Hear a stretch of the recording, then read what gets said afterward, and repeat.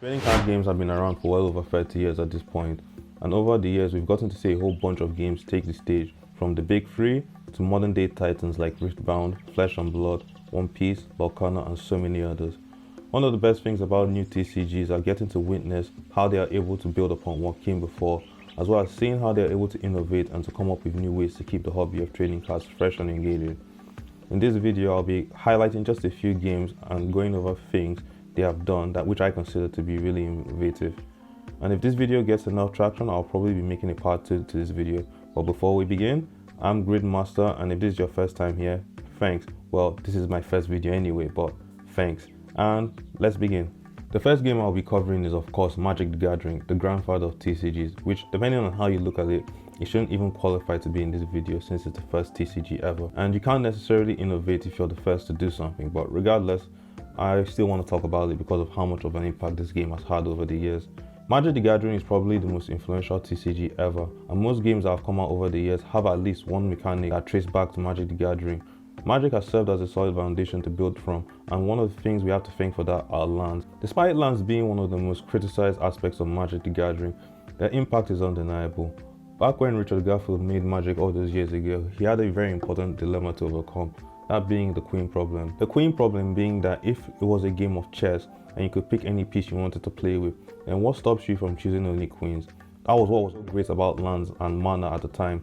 By assigning a play cost to each card in the game, players couldn't just stack their decks with only the strongest cards in the game, and as a result, people don't just stick to only queens, but now they have to use pawns, or in this case, low cost cards. Thanks to Lana/Mans being incorporated into the game, things are able to be kept in check, thus adding importance to all cards in the game despite the level of power they may have, as you may only play one land each turn under normal circumstances, with each land being able to produce only one mana under normal circumstances. With this system, each turn you are building up to the point where you can eventually start playing the stronger cards in your deck. While lands have gotten a lot of criticism over the years thanks to mana screw and mana flood, their impact as a whole is undeniable and has pretty much shaped how future game designers have designed card games over the years, and that's why I believe they definitely deserve a lot of recognition. Next up is Pokemon, and while I may not have a ton of experience with the Pokemon TCG, I would personally like to highlight the concept of the prize cards. One thing I believe that has helped the big three stand the test of time is just how unique each of these games are from a gameplay perspective. That isn't any less true for Pokemon. Pokemon is one of the first, if not the first TCG released with a win con that is completely devoid of life points, and that win condition lies within the prize cards. At the start of a match in Pokemon, each player is to take the top 6 cards of their deck and place them face down in the prize area on the field. Whereas in most other games where the goal is to land a direct attack on the player or a card that represents the player until you've dropped their life points down to 0. In Pokemon, each player has one active Pokemon on the field and does battle against an opposing player's Pokemon. When you defeat an opposing player's Pokemon, you can add a prize card to your hand, and the first player to acquire all 6 of their prize cards wins the match. The prize card mechanic provided a completely new avenue to playing and designing TCGs, and future games would eventually build upon this mechanic. It was completely different for its time and definitely worth talking about. Next game I'm talking about is Yu-Gi-Oh! And from Yu-Gi-Oh! What I'm going to talk about is special summoning. Specifically, special summoning from the extra deck. This is a mechanic that I'm really surprised hasn't been emulated by a lot of newer TCGs. The closest thing I can think of from the top of my head is the Evolve deck from Shadowverse Evolve, but even that is completely different from the extra deck summoning in Yu-Gi-Oh! Over the years, Yu-Gi-Oh! Has introduced different ways in which stronger monsters can be summoned to the field by utilizing other monsters that you already have on the field or in your hand. Initially, it began with fusion summoning, then the 5Ds era came along and we got synchro summoning, and then from there we got Yu-Gi-Oh! Zexal, Yu-Gi-Oh! Arc 5, Yu-Gi-Oh! Vrains, which came with Xyz, Pendulum and Link summoning, each of them completely changing the way the game has been played and how people approach deck building.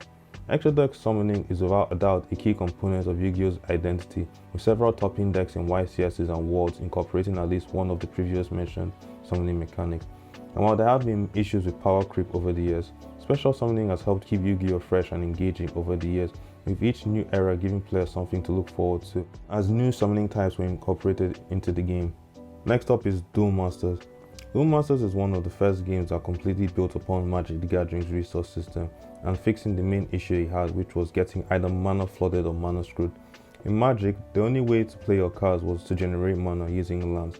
However, because lands are kept in the same deck as your other cards, there was always the issue of having too few lands or too many lands in your hand, which created situations that made the game unplayable. However, in Duel Masters, mana can be generated using any card in your deck. Each turn you could place a card in your hand into the mana zone, and that card could generate mana the same way lands could generate mana in Magic. Duel Masters will take things a step further by lowering the colored cost needed to play a card. In Magic, when paying a card's mana cost, you need to have a certain amount of colored mana that matches the color of the card you want to play. However, in Duel Masters, you only need to have one mana that matches the color of the card you want to play, while the rest of the mana used to pay for that card's cost can be paid for using any other color, or in Duel Masters' case, civilizations. For instance, let's say you have a 6 cost light civilization card you want to play. When paying for its cost, you only need to have one light mana, while the remaining 5 mana can be paid using cards of any other civilization. Another thing I definitely want to talk about regarding Duel Masters are the shield triggers. The shield trigger mechanic in Duel Masters is absolute genius, and it's no surprise that several other games that have come after Duel Masters have tried implementing something similar or just flat out copied it. At the start of a match, players take the top 5 cards of their deck and place them face down on the field, and those cards become their shields, which are essentially their life. When an opposing player declares a direct attack on you, they can choose which one of your shields to attack/break, and when that happens, the card goes into your hand. If the shield that got broken had a trigger effect, you could use this effect without paying its cost. This system works so well because even if the shield that was broken didn't have a trigger effect, you are at least gaining an extra card, which gives you more hand advantage and serves as a nice comeback mechanic when you are falling behind, which has the opposite effect of Pokemon's prize card mechanic. Duel Masters has introduced so many unique mechanics over the years, and it's no surprise that it's been a major source of inspiration for so many future card games. Coming up next, we have one of the Bandai TCGs, which is Digimon. What I want to talk about for Digimon specifically is its resource system. It seems like this video has just become about resource systems at this point, but that wasn't intended. But regardless, you can't talk about Digimon without talking about its resource system. Digimon's resource system is by far one of the most, if not the most creative resource system, hands down. How it works is that each player has a memory gauge that is shared with their opponent, and how you play your cards directly affects what your opponent can do on their next turn. The player who goes first starts out with 3 memory, each player having a maximum of 10 memory. With the way memory works, you can play high cost cards on the very first turn of the game. So let's assume I'm playing a match in Digimon. I start out with 3 memory and I decide to play a cost 8 card. I would then go down to -5 memory, and because my memory is below 0, my turn would end by default, and my opponent will start their turn with 5 memory. However, if I ended my turn on 0 memory, or I had memory left over, my opponent will start their turn with 3 memory by default. If I decided I wanted to take things slow, while simultaneously leaving very little room for my opponent to make a move, I could play a cost 4 card on my very first turn and have my memory go to -1. My opponent will start their turn with only 1 memory, and so on and so forth. When I first saw this, I was completely blown away to the flipping stratosphere. This is such a creative and innovative mechanic, and very interesting because how you choose to pay for the cost of your cards has a direct impact on what your opponent can do during their turn, which in turn creates a tug-of-war-like feeling when playing the game. Whoever came up with this mechanic, hats off to you. Card 5 Vanguard. I have somewhat of a love-hate relationship with this game, but that's not what I'm here to talk about. I'm here to talk about its trigger mechanic. Duel Masters popularized the trigger mechanic, and several other games that came after, including Card 5 Vanguard, will incorporate trigger mechanics into their gameplay. In Card 5 Vanguard's standard format, there are 5 different types of triggers: critical triggers, draw triggers, run triggers, heal triggers, and the god-awful over trigger. Card 5 Vanguard has 2 key mechanics that incorporate triggers, which are your drive checks and your damage checks. When you declare an attack using your Vanguard, you are able to perform what is known as a drive check. When you perform a drive check, you reveal the top card of your deck or top 2 cards of your deck and then add it to your hand. And if you reveal the trigger, you are able to use this effect. And depending on the type of trigger you revealed, you could have effects ranging from drawing a card, dealing extra damage to your opponent, healing your damage, boosting the power of your front row units by 10,000 power, so on and so forth. When an opponent successfully lands a direct attack on your Vanguard, you are required to carry out what is known as a damage check by revealing the top card of your deck and placing it into your damage zone. And if a trigger is revealed, the effects mentioned earlier will be triggered. And because all triggers provide a power boost, When they're revealed during a damage check, they serve as a nice comeback mechanic when a player starts to fall behind. The trigger mechanic is such a core aspect of Vanguard's identity, with each player being required to have 16 triggers in their decks. In my opinion, triggers are easily the best aspect of cardfight Vanguard, or at least when you remove that crappy over trigger, and I believe they are one of the coolest mechanics to ever grace a trading card game. I've only played Flesh and Blood once as of the recording of this video, but honestly, I'm completely blown away with just how different this game is. Before playing Flesh and Blood, I maintained the stance that the best way to stand out in the modern era of TCGs was to have a game which had a win con that was completely devoid of lowering your opponent's life points to 0. However, Flesh and Blood has proven me wrong completely. Flesh and Blood may have the common win condition of lowering your opponent's life points to 0, but the true genius of it lies in the execution. Other card games have dedicated cards like units, creatures, followers, so on and so forth, with dedicated power stats, health stats, defense stats, so on and so forth, that you build your deck around and responsible for dealing damage to your opponent until they've been dropped down to 0 completely, or making them accumulate a certain amount of damage. However, Flesh and Blood doesn't do that. Instead, you have just one star of the show, that being your hero. Think of your hero as your commander from Magic, or your champion from Grand Archive, or your Vanguard from Cardfight Vanguard. Instead of having dedicated units doing battle for you, you instead make use of various cards like attack cards, weapon cards, so on and so forth. And by paying their resource cost, you can utilize them in your combat chain, which has 4 different stages: the attack stage, the defense stage, the attack reaction stage, and the defense reaction stage. And during the combat chain, players are making use of various cards to attack or defend.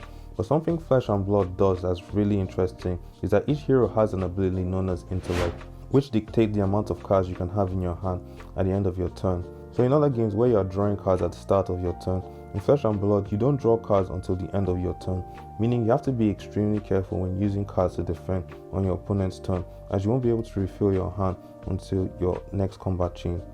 While I've only played Flesh and Blood once, I am really impressed, and it shows that there is still so much room for innovation within the TCG landscape. The final game I'm going to be talking about in this video is Disney's Locana and its win condition, that being law. In the Flesh and Blood section, I spoke about games being unique and standing out by having win conditions that are devoid of life points, which is exactly what Locana does. Rather than attacking your opponent and having their life points get dropped down to 0, or having them accumulate a certain amount of damage, what you're doing in this game is generating law. Each character / unit in Locana has the ability to generate a certain amount of law, which is denoted by a diamond-shaped icon at the lower right of their card frame. Some cards can generate 1 law, and some cards can generate even more. To generate law, you have to quest using your character by flipping it sideways, and once you have generated up to 20 law, you win the game, which essentially turns the game into a race rather than a battle. And while there is combat in the game, it's not a core focus. And yep, that's it. Thanks for watching the video, and if you made it to the end, I really appreciate it. And if you have any thoughts, feel free to put them in the comment section. Like I said at the beginning, if this video gets enough traction, I may be making a part 2. But until then, I'll see you all in my next video. Take care, and God bless you.